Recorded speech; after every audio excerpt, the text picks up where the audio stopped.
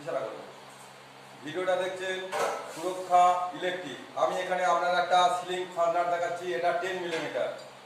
এবার যখন আমরা সিলিং ফার্নার 10 মিলিমিটারে ব্যবহার করি তখন আমাদের এখানে যে ফলাটা ব্যবহার করতে হয় 16 মিলিমিটার, অর্থাৎ অর্থাৎ সিলিংয়ে যার যে ডায়ামিটার থাকে তার 6 মিলিমিটার বেশি লাগে। যে ডায়ামিটার এটা 10, তাহলে এখানে লাগবে 16 মিলিমিটারের, তাহলে এটা কাজ সঠিক হবে। কিন্তু কিছু কিছু ক্ষেত্রে যেমন দেখাচ্ছি, এই যে 2 ইঞ্চি একটা স্টিল ফার্নার, এই স্টিল ফার্নারটা আমরা কেন ব্যবহার করি? এটা ভবিষ্যতে জামের কোনো সম্ভাবনা থাকে না। আর এখানে যে ডায়ামিটারে আছে সেই ডায়ামিটারে ফলা ব্যবহার করতে হয়।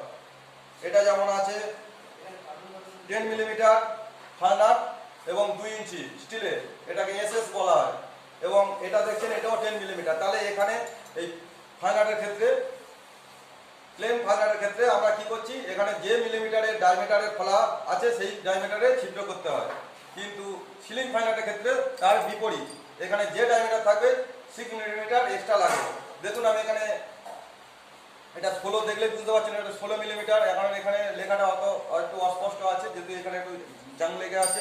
আর এটা দেখুন 10 মিলিমিটার, 10 মিলিমিটারের 10 মিলিমিটারের ক্ষেত্রে এটা।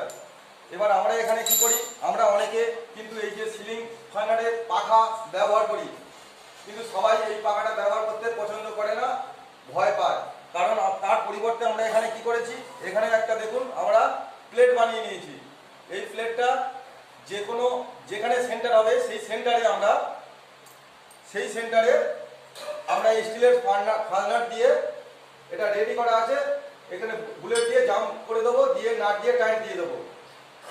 এটা 100% সুরক্ষা থাকবে।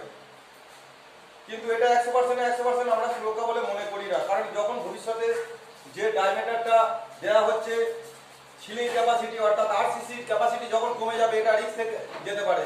যেহেতু পাকা যখন 1400 আরপিএমে ঘুরপাক খায়, সেক্ষেত্রে দেখা যায় সাময়িকভাবে অসুবিধা না হলেও ভবিষ্যতে কোনো কারণে পাখা যদি খারাপ হয়ে যায়, তখন ডিসব্যালেন্স হয়ে যায়, বিয়ারিংয়ের প্রবলেম হলে তখন ডিসব্যালেন্স হয়ে গেলে তো তার একটা ঝাঁকুনি গিয়ে এই ফার্নারে ধকল দেয়।